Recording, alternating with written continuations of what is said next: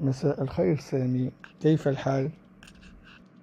الحمد لله بألف خير، وأنت؟ أحمد الله وأشكره على نعمه. لقد جئت كما اتفقنا لمراجعة مسألة النص والتاريخ، ولنتبين معا طبيعة الخطاب القرآني والحاجة إلى التفسير والتأويل. تعال اجلس بجانبي. لقد راجعت الدرس بمفردي، والآن سنراجعه سويا. سنفتتح الحديث إن شاء الله بطبيعة الخطاب القرآني، إذ من تصاريف الخطاب القرآني المحكم والمتشابه، الحقيقة والمجاز، الحذف، العام والخاص. فهل لك أن تنيرني في هذه المسألة؟ قال تعالى: هو الذي أنزل عليك الكتاب منه آيات محكمات هن أم الكتاب وأخر متشابهات. صدق الله العظيم. المحكم من القرآن هو الظاهر الذي لا شبهة فيه ولا يحتاج إلى تأويل. وكون القرآن محكما أنه متقن فصيح يميز بين الحق والباطل والحلال والحرام والصدق والكذب. ومن أمثلة المحكم في القرآن قوله تعالى: ليس كمثله شيء، الله لا إله إلا هو الحي القيوم، قل هو الله أحد. المتشابه في القرآن هو الذي يخلو من الدلالة الراجحة على معناه، فيدخل فيه المجمل والمؤول والمشكل. فالمجمل يحتاج إلى تفصيل، والمؤول لا يدل على معنى إلا بعد تأويله، والمشكل خفي الدلالة فيه لبس. ومن أمثلة المتشابه في القرآن آيات الصفات، مثال: على العرش استوى، تجري بأعيننا، يد الله فوق أيديهم. كذلك من المتشابه في القرآن الحروف المقطعة في أوائل السور، مثال: ألف لام ميم، ياسين، حام ميم.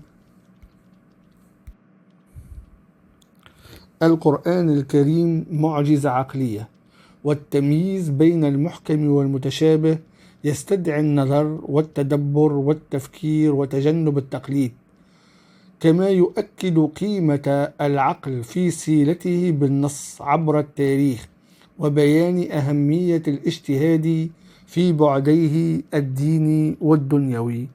وكون القرآن شريعة دائمة يقتضي فتح أبواب عباراته لمختلف استنباط المستنبطين، ويتحقق ذلك بالمتشابه منه. والآن ننتقل إلى تصريف آخر من تصاريف الخطاب القرآني، وهو الحقيقة والمجاز، وأترك لك الكلمة للحديث عنهما. الحقيقة هي أن يقر اللفظ على أصل معناه في اللغة، أما المجاز هو اللفظ المستعمل في غير ما وضع له. فنقول مثلا أسد لملك الغابة الحيوان المفترس، ونقول أسد أيضا مجازا للإنسان الشجاع.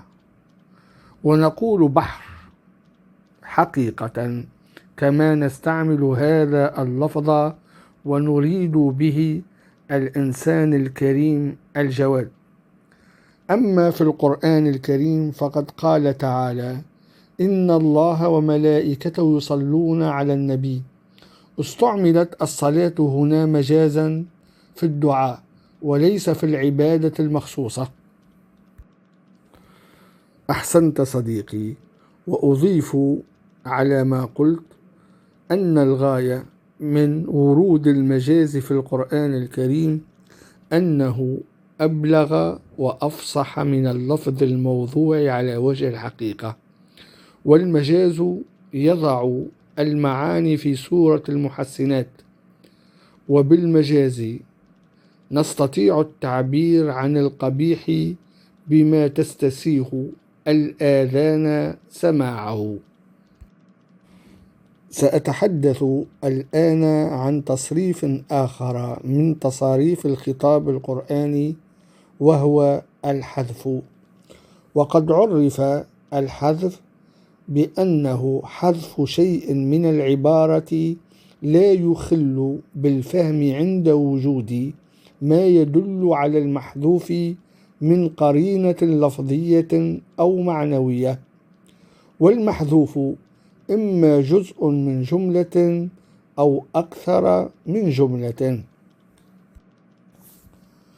يقول عبد القاهر الجرجاني في الحذف: فإنك ترى به ترك الذكر أفصح من الذكر، والصمت عن الإفادة أزيد للإفادة، وتجدك أنطق ما تكون إذا لم تنطق، وأتم ما تكون بيانا إذا لم تبين. من دلالة الحذف في القرآن الكريم أنه مظهر من مظاهر الإعجاز البياني، فطول الكلام قد يستوجب الحذف تخفيفا من الثقل، كما أن في الحذف إيجاز واختصار للكلام. نختم الحديث حول تصاريف وطبيعة الخطاب القرآني بذكر العام والخاص. عرف العام بأنه اللفظ المستغرق لجميع ما يصلح له من غير حصر، وللعام صيغ تدل عليه مثل كل، جميع، كافة، كما يشمل العام صيغ النكرة والشرط والموصولات مثل الذي والتي وفروعهما اللذان اللذين اللاتي، ومثلها أيضا أسماء الشرط من قال تعالى: كل نفس ذائقة الموت كله. قال تعالى: هو الذي خلق لكم ما في الأرض جميعا الذي جميعا. قال تعالى: ادخلوا في السلم كافة كافة. أما تعريف الخاص فهو الذي لا يستغرق الصالح له من غير حصر، وهو أيضا إخراج بعض ما تناوله اللفظ العام. أمثلة على ذلك من القرآن الكريم: قال تعالى: ولله على الناس حج البيت من استطاع إليه سبيلا. من استطاع إليه سبيلا، إذن الحج خاص بالمستطيع. قال تعالى: فنادته الملائكة وهو قائم يصلي في المحراب. المقصود بالملائكة جبريل عليه السلام. ننتقل الآن إلى آلية فهم الخطاب القرآني، وهي التفسير والتأويل. التفسير هو بيان وضع اللفظ حقيقة، أما التأويل فهو إظهار باطن اللفظ. مثال على التفسير والتأويل: قال تعالى: إن ربك لبالمرصاد. بالمرصاد تفسر برصدته أي راقبته. أما تأويل بالمرصاد فهي التحذير من تعدي حدود الله ومخالفة أوامره سبحانه وتعالى. الحديث عن آلية فهم الخطاب القرآني تجرنا إلى الحديث عن التفسير وأنواعه. يقسم التفسير إلى تفسير بالمأثور، وهو تفسير القرآن بالقرآن، أو تفسير القرآن بالسنة النبوية، أو تفسير القرآن بأقوال الصحابة والتابعين. ومن أهم التفاسير بالمأثور جامع البيان في تفسير القرآن للطبري، كذلك تفسير الجواهر الحسان للثعالبي. أما النوع الثاني من أنواع التفسير فهو التفسير بالرأي، وهو تفسير يعتمد على الفهم وأعمال العقل والاجتهاد واعتماد الأدوات التي يحتاج إليها المفسر كعلوم القرآن وعلوم اللغة والعلوم الاجتماعية. ومن أهم التفاسير بالرأي نذكر تفسير الرازي المسمى مفاتيح الغيب، كذلك تفسير الزمخشري المسمى الكشاف. من التفاسير التي ذاع صيتها وراجت في العصر الحديث التفسير العلمي، وهو تفسير يتناول الإشارات الواردة في القرآن الكريم إلى القوانين والسنن والحقائق العلمية. ومن أبرز من كتب في ذلك مصطفى محمود الذي ألف كتابا بعنوان القرآن محاولة لفهم العصر، وزغلول النجار الذي ألف كتبا منها من آيات الإعجاز العلمي في القرآن. كذلك لا ننسى التفسير البياني، وهو تفسير يهدف إلى تجلية إعجاز القرآن الكريم بإبراز جماله البياني وتناسقه وانسجام أسلوبه، فهو يبين أسرار التركيب في التعبير القرآني.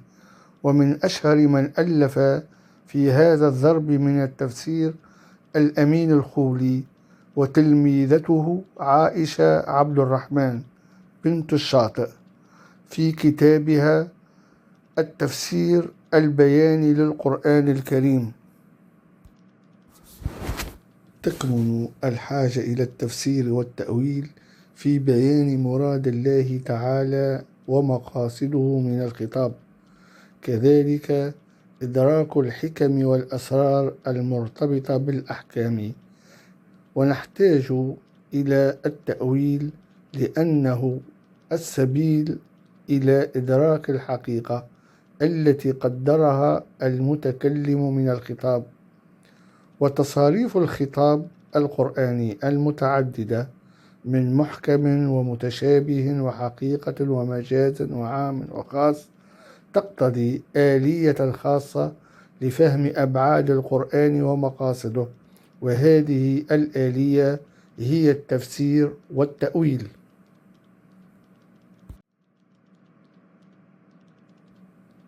لقد أنهينا حصة المراجعة لهذا اليوم. هيا بنا لنقوم بجولة وسط المدينة. هيا بنا لنقوم بجولة وسط المدينة ونروح عن أنفسنا ساعة، فإن النفوس إذا كلت عميت.